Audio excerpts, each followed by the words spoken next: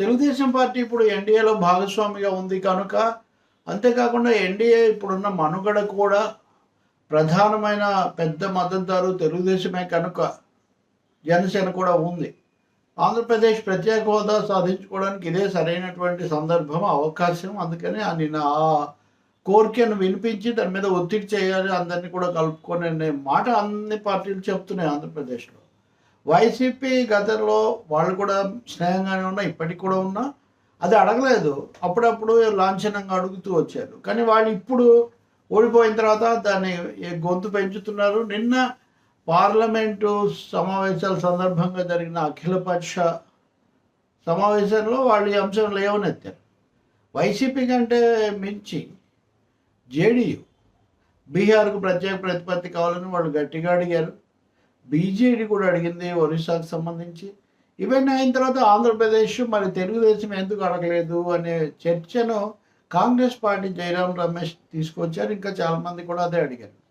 ఒక సిపిఎం సభ్యుడు కూడా ఈ వెనకబడిన రాష్ట్రాలకు ఏదో ఒకటి చేయాలి, వాటి వనరులు పెంచాలి, ఇలాంటి కోరిక కూడా వీటికి మద్దతు పలికాడు ఆయన కూడా. కానీ తెలుగుదేశం అడగలేదు.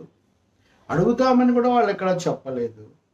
అది మాత్రమే చాలదు, అంతకుమించి మేము కావాలి అని మటుకోసారి చంద్రబాబు నాయుడు వ్యాఖ్యానించారు. కాబట్టి ప్రత్యేక హోదా తెలుగుదేశం అడగద్దు, అడగబోము, అది ముగిసిన అధ్యాయం అనే బీజేపీ వైఖరి కట్టుబడి ఉంటామని బహుశా వాళ్ళు ఎన్నికల పొత్తు సమయంలోనే ఏదో ఒక అవగాహనకు వచ్చి ఉండాలి అనే అభిప్రాయం ఇప్పుడు అందరిలో కలుగుతుంది.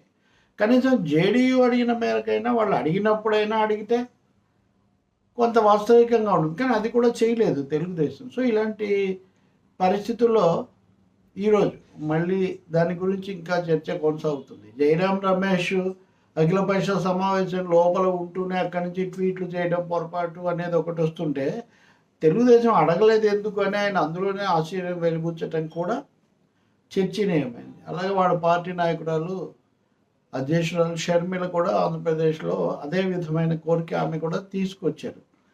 కానీ ఈరోజు పార్లమెంట్లో కేంద్ర సహాయ మంత్రి పంకజ్ మిశ్రా ప్రత్యేక హోదా అనేది ఇచ్చే అవకాశం లేదు, 2012లోనే ఆ విషయం ఒక నివేదిక వచ్చింది, బీహార్కి ఇచ్చే అవకాశం లేదని, అది రూల్డ్ అవుట్ అని ఆయన స్పష్టంగా చెప్పేశారు, అంటే నిరాకరించారు. సో ఇప్పుడు తెలుగుదేశం అడగలేదు, చూసిపోయి ఎట్లాగో వాళ్ళకు కూడా రాలేదు కదా అనే వాదన వాళ్ళు చేయొచ్చు. ఇదంతా ఇలా ఉండగా ఒక కొత్త ట్విస్ట్ వచ్చింది స్టోరీలో. అదేంటంటే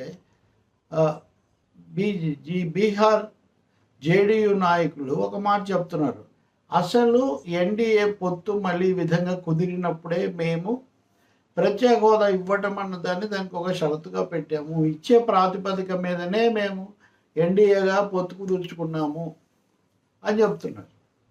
మరి జేడీయూ దాని ఆధారంగా చేసుకుంటే అదే పని చేసినటువంటి తెలుగుదేశం ఎందుకు చేయలేదు అనే ప్రశ్న వస్తుంది.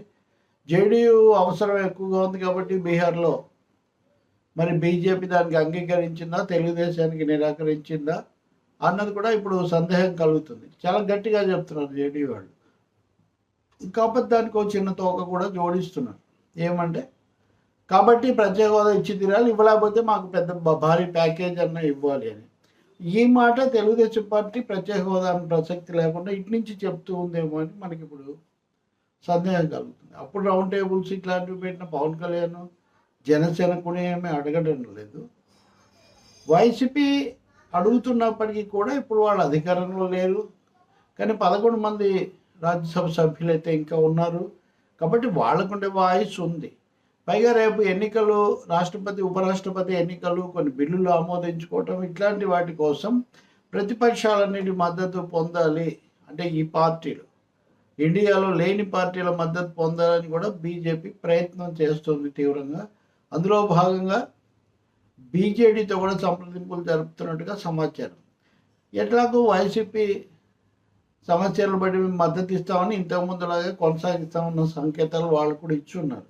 కాబట్టి ఇక్కడ కనీసం జేడీయూ కోరికలు ముందుకు తెచ్చి ఒత్తిడి తెచ్చిన మేరకైనా తెలుగు రాష్ట్రాల్లో ఉన్న 2 ప్రధాన పార్టీలు లేదా 3 పార్టీలు చేయడం లేదు అనేది మనకు అర్థమవుతుంది.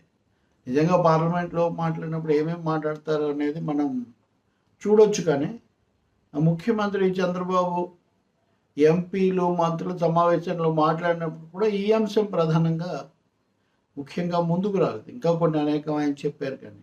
అందుకని ఏం జరుగుతుంది అనేది ఒకటైతే, ప్రత్యేక ప్యాకేజ్ అయినా సరే బీహార్కి ఎక్కువగా వచ్చి ఆంధ్రప్రదేశ్ను ఉపేక్ష చేస్తే మటుకు దాని మీద నిరసన తీవ్రంగా ఉంటుంది. ఎందుకంటే ఇప్పుడు బీజేపీ పాలించడానికి వచ్చిన సీట్లే ప్రధానంగా ఇక్కడి నుంచి వచ్చాయి. ఆ కారణం వల్ల తెలుగుదేశం కూడా గెలిచింది కాబట్టి ఆ ఎన్డీఏ ద్వారా. అందుకని ఇన్ని చేసి మళ్ళీ ఇప్పటికి 2 పర్యాయాల నుంచి ఇవ్వని ప్రత్యేక హోదా సహాయం ఇప్పుడు కూడా నిరాకరిస్తే అది బీజేపీ మీద కంటే కూడా రాష్ట్రంలో పాలించే పార్టీ మీద ఎక్కువగా కనిపిస్తుంది. జేడీయూ తెచ్చినంత కూడా ఒత్తిడి తాకపోతే, అయితే బీజేపీ కోణంలో జేడీయూలో బీహార్లో ఎన్నికలు జరుగుతాయి కాబట్టి ఆ అవసరం కోసం ఏమన్నా ఇస్తారేమో అన్న ఒక సందేహం కూడా బలంగా రాజకీయ వర్గాల్లో ఉంది. ఇదే ఆదరణ మనం ఇంకా గట్టిగా ఈ మాట వినిపిద్దాం, ఈ కోరిక వినిపిద్దామని వైసీపీ ఆలోచిస్తున్నట్టుగా ఉంది. ఎవరెవరి రాజకీయ ప్రయోజనాలు ఏంటి అనే దానికంటే కూడా అందరూ కలిసి ఈ ప్రత్యేక హోదా, ప్రత్యేక సహాయం, పోలవరం, అమరావతి ఇట్లాంటి వాటి కోసం ఒత్తిడి చేయటం ఇప్పుడు చాలా ముఖ్యం. ఆంధ్రప్రదేశ్ తెచ్చుకోకుండా బీహారే కనుక అదనంగా తెచ్చుకోగలిగితే మాత్రం దాని ప్రతిస్పందన తీవ్రంగా ఉంటుంది.